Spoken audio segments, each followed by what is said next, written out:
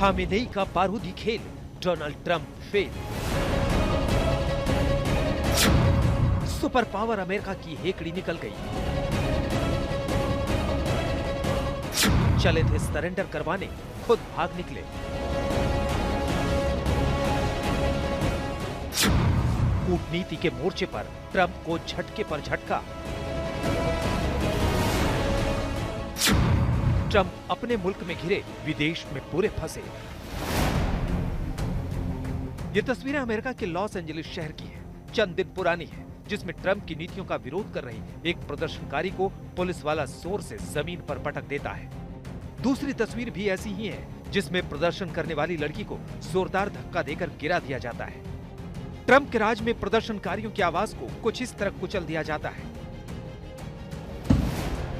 दुनिया ने पहली बार लॉस एंजलिस में ऐसी तस्वीरें देखी। ट्रंप की सेना से लेकर स्पेशल कमांडोज की टुकड़ी को सड़कों पर उतारना पड़ा। यानी दुनिया को शांति का पाठ पढ़ाने निकले ट्रंप से अपना मुल्क नहीं संभल रहा, लेकिन चाहत शांति के नोबेल पुरस्कार की पाले बैठे। फिर इसके लिए ट्रंप कुछ भी करेंगे। इसे यूं समझिए, ट्रंप दावा कर रहे हैं कि दुनिया में अमन और शांति के सबसे बड़े दूत आज वही हैं। भारत पाकिस्तान का युद्ध रुकवाने का श्रेय बार बार खुद लेते हैं। अब ट्रंप की नजर यूक्रेन, रूस और इजराइल ईरान युद्ध पर है, ताकि किसी तरह युद्ध विराम में अपना नाम जोड़कर क्रेडिट ले सके।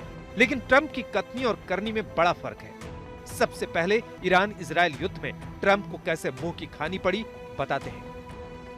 ट्रंप खुद को शांति का इंटरनेशनल चैंपियन बताते हैं, लेकिन ईरान और इजराइल युद्ध को रुकवाने की बजाय भड़काने का काम किया। युद्ध विराम की कोशिश तो छोड़िए, ईरान के सुप्रीम लीडर को हमले की धमकी दी, खुल्लम खुल्ला इजराइल का समर्थन किया।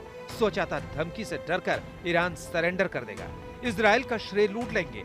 लेकिन ईरान ने ट्रंप की हसरत पर पानी फेर दिया। इजराइल पर अपनी मिसाइलों से ऐसा कहर बरपाया कि ट्रंप ने खामेनेई पर हमले का प्लान बदल दिया। बिना शर्त सरेंडर का अल्टीमेटम देने वाले ट्रंप अब 2 हफ्ते बाद तय करेंगे कि हमला करना है या नहीं। मतलब खामेनेई ने ट्रंप के खेल को फेल कर दिया।